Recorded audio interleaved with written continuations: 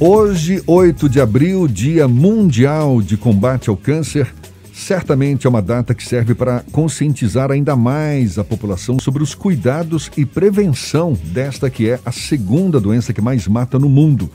O câncer perde apenas para doenças cardiovasculares como causa de mortes.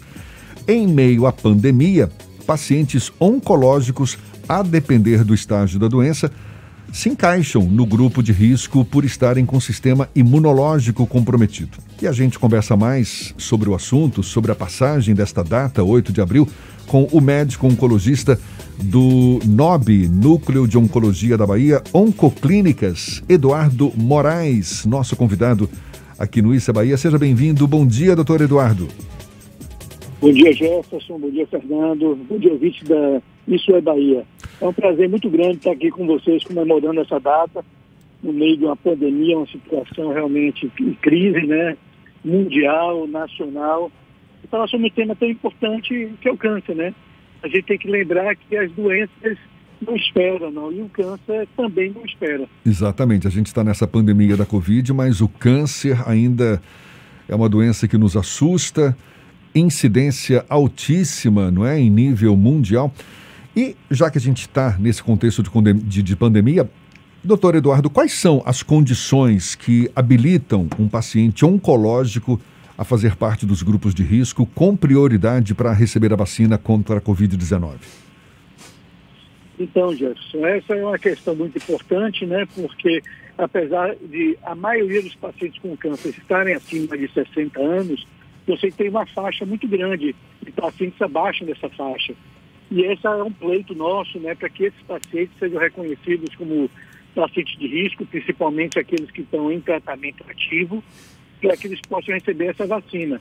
É importante lembrar que tanto a vacina, a Coronavac, como a vacina da AstraZeneca, ou de Oxford, elas são adequadas para os pacientes com câncer. Então não existe nenhuma contraindicação para a vacinação. É importante, obviamente, antes da vacinação, o paciente conversar com o seu médico e ver qual é o melhor momento do tratamento para fazer essa vacinação.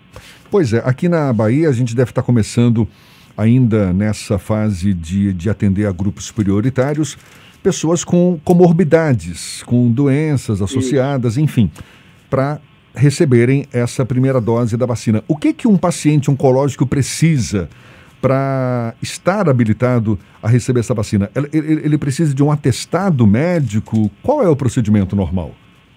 Isso. Normalmente o que a gente tem fornecido é um atestado, botando o diagnóstico, né, o CID da doença, e orientando a quem está autorizado a fazer a vacinação.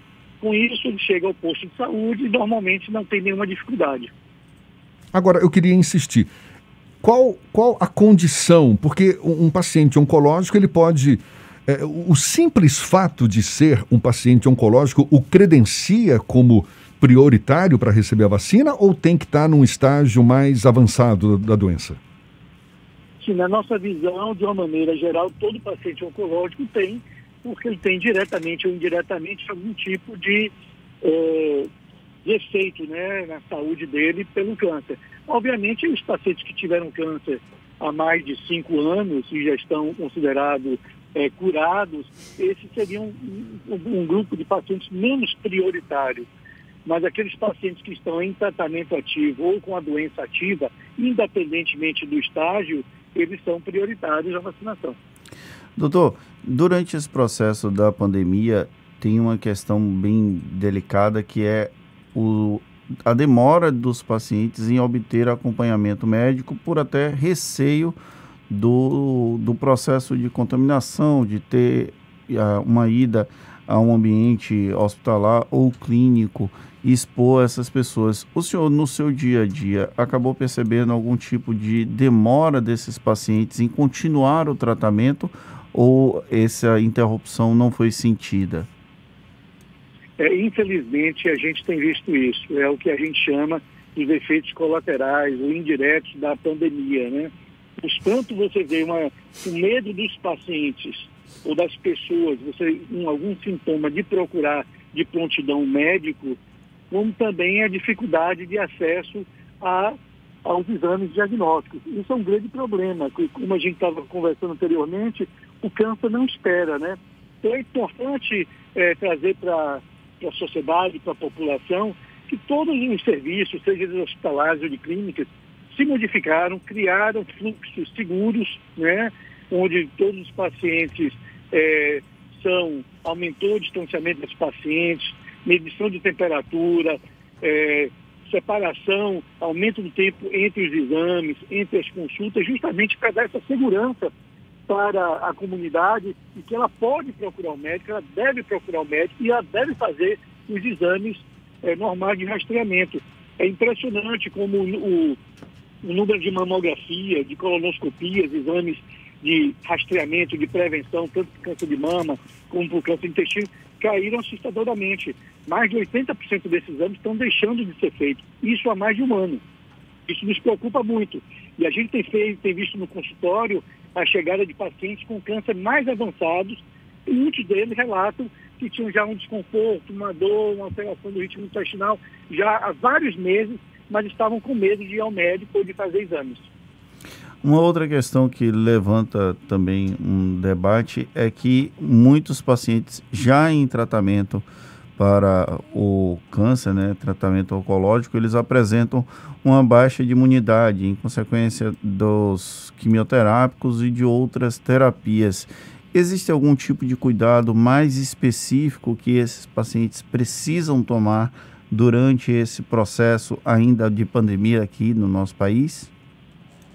Não, o cuidado é o mesmo de qualquer paciente de risco, né? Então, tentar, dentro do possível, isolamento social, lavar as mãos frequentemente, uso de máscaras, evitar aglomerações, mesmo contato com familiares mais próximos, manter realmente isolamento. Então, não é diferente de qualquer pessoa isolada.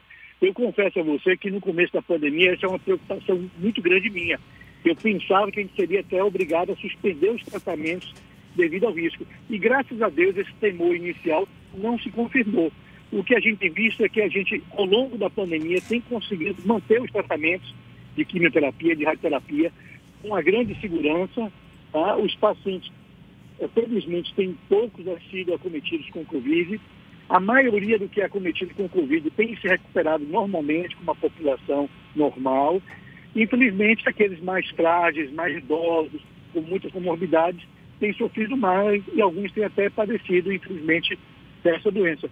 Mas eu não vi um padrão muito diferente do que você vê na população em geral, dentro do grupo de risco.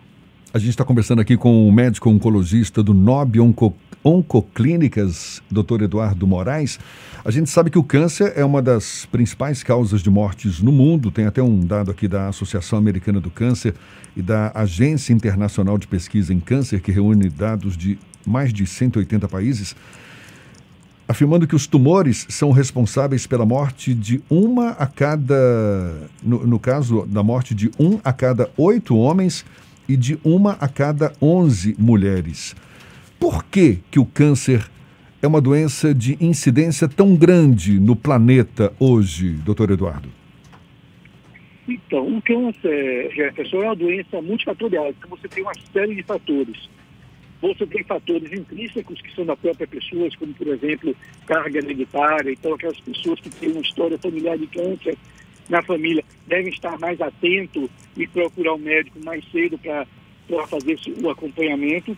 Como você tem a idade como grande fator, né? Então, com o envelhecimento da população, e a gente vê mesmo no Brasil, a média depois da população aumentou, já está na casa de 75 anos. Então, a partir de 50 anos, a incidência de câncer aumenta significativamente, sendo pico justamente entre 60 e 75 anos. E outros fatores hábitos de vida, né? Então, a gente vê que os hábitos de vida ocidentais, com obesidade, que é um grande problema na nossa sociedade atual, 30% da população brasileira já está com sobrepeso. O cigarro ainda é um problema, reduziu bastante no Brasil, graças a campanhas fantásticos feitos há 20 anos atrás, mas a gente é uma preocupação ainda. O uso de bebidas excessivas e algumas viroses também estão associadas com câncer, né? Só para trazer para você um dado nacional, No Brasil, morrem por ano, a expectativa para 2021 é morrer 250 mil pessoas de câncer. É quase uma pandemia de Covid de pessoas com câncer. E a maior causa da morte em câncer é o diagnóstico tardio. Exato. É justamente o que vem, infelizmente, aumentando com a pandemia. Daí a importância do diagnóstico precoce. O câncer é uma doença que sempre existiu na história da humanidade? Sim, é verdade. Tem relatos do Egito Antigo, então estamos falando há 1.000, 2.000 anos antes de Cristo, relatos já de câncer. Entretanto, o câncer também, um dos motivos que o câncer tem aumentado, além do envelhecimento, é a capacidade de diagnóstico, né? Então, se a gente voltar a 40, 50 anos atrás, tinha até aquela velha coisa, todo mundo morria ou de velhice, ou de queda, de cagneira, ou de cuspideira, né? Não se fazia diagnóstico. E hoje em dia, graças a Deus, com a evolução da medicina e o acesso, a melhoria do acesso à saúde, você consegue fazer diagnóstico, né? Então, fazer a tomografia, um ultrassom, uma endoscopia, uma mamografia, ainda é muito mais facilitado nos dias atuais. E com isso, a gente consegue fazer o diagnóstico precoce e o diagnóstico também do câncer. Tem o senhor falando aí sobre o processo de diagnóstico, eu tenho um debate até que eu formulo com pessoas mais velhas nesse processo, que no passado não se tinha tanto câncer e agora as pessoas estão morrendo muito mais por conta dessa doença. Inclusive há um tabu com a palavra câncer, muitas pessoas preferem utilizar ou CA ou outro tipo de nomenclatura. O senhor acredita que há um processo de maior número de diagnósticos da doença ou a própria sociedade acabou se tornando mais susceptível ao desenvolvimento dela? Eu acho que são as duas coisas, Fernando. Então você tem, seguramente, um envelhecimento da população, um aumento do câncer e um aumento do diagnóstico. Por exemplo, vou pegar um exemplo pessoal meu. Eu não conheci meus avós, tanto pai de pai quanto pai de mãe. Meu avô morreu quando meu pai tinha 5 anos e minha mãe quando tinha 15 anos, porque eles morreram de doenças cardiovasculares, de diabetes. Então, hoje, com o avanço da medicina, o controle dessas doenças crônico-degenerativas, como doenças cardiovasculares, entendeu? As pessoas estão vivendo mais, então já não se morre de diabetes. Você tem pacientes vivendo uma vida plena com diabetes por 10, 20, 30 anos, assim como hipertensão, como doenças do coração reduziram bastante também, AVC.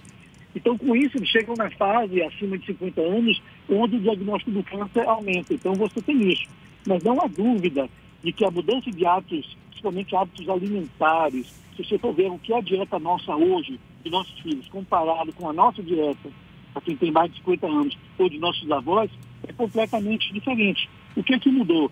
Um alto teor de açúcares na alimentação, de gorduras, alimentos processados, carnes, entendeu? E isso modificou bastante. Quando eu era criança, você só tinha acesso a refrigerante, bolos, doces, chocolate em dias de festa. E você não tinha festa todo dia, entendeu? Então era uma vez por mês, uma vez a cada 2, 3 meses.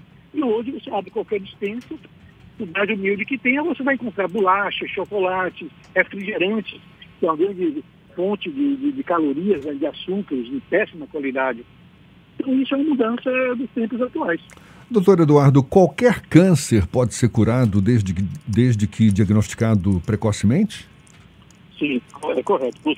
Não todos, né, mas 90% dos cânceres podem ser curados, com diagnóstico na fase inicial. Quais são aqueles que não têm cura?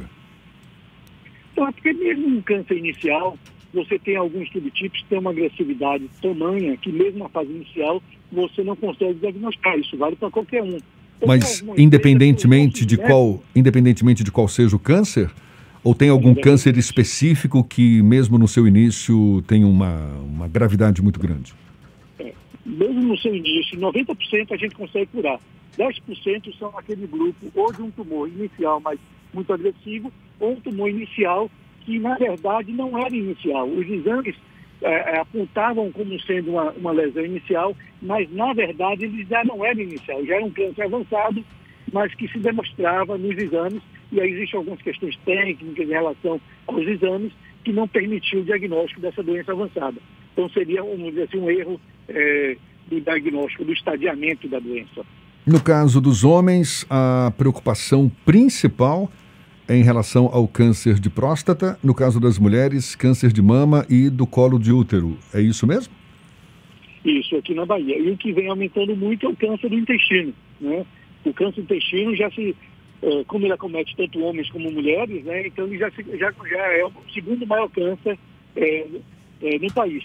Por quê? Isso tem aumentado bastante. Dieta, hábitos de vida. E Hábitos aí de vem vida, uma outra né? questão, que o melhor câncer é aquele que a gente não tem. E como é que a gente não tem um câncer? É prevenindo. Como a gente pode prevenir o câncer? Mudança de hábitos de vida. Uma boa dieta, uma atividade física, evitar a obesidade, não fumar, não beber excessivamente, cuidar da sua saúde, fazer seus exames de rastreamento. Isso é o que é importante para você evitar um câncer e ter também uma saúde, né, e uma velhice saudável. Porque quando você previne o câncer, você também está prevenindo as doenças cardiovasculares, está prevenindo diabetes, está prevenindo doenças, artrose e outros problemas de saúde. Para a gente encerrar, doutor Eduardo Moraes, qual a mensagem que o senhor deixa para a população, inclusive para aquela população que está num processo de diagnóstico do câncer, nesse Dia Mundial de Combate ao Câncer? Primeira informação, primeiro agradecer a vocês, a Tarde FM, por estar dando espaço, né? Eu acho que a melhor maneira de combater o câncer é através da informação, estar orientando, estar informando a população sobre essa doença e quebrar justamente o que você botou aí, Fernando, esse tabu, tá certo? O câncer é uma doença como outra qualquer, ela está aumentando e vai aumentar, infelizmente, e o que a gente precisa é cuidar dela, prevenir e diagnosticar precocemente. Para a população, observe seus hábitos de vida, principalmente agora durante a pandemia, está difícil fazer uma atividade física, mas procure fazer atividade física, mesmo que em sua casa, no seu playground, ou perto de onde você mora, procure horários que tenha pouca gente, use máscara, mas saia de casa, exercite, veja a dieta, né? Muita gente comendo muito pela ansiedade, está muito tempo em casa, sem fazer atividade física, isso tudo é um risco muito grande a longo prazo para câncer, para doenças cardiovasculares. E se você tiver algum sintoma, procure seu médico. Não deixe de fazer seus exames regulares de rastreamento, a sua mamografia, o seu PSA, a sua colonoscopia. Esses são exames que salvam vidas. Detecta precocemente e você salva a sua vida. Então essa é a minha mensagem. Um grande abraço a todos e obrigado mais uma vez por esse papo. Doutor Eduardo Moraes, médico oncologista do NOB Oncoclínicas. Muito obrigado também pela sua disponibilidade, pela atenção dada aos nossos ouvintes. Um bom dia e até uma próxima, então. Um abraço. Agora, 8h45 na Tarde FM.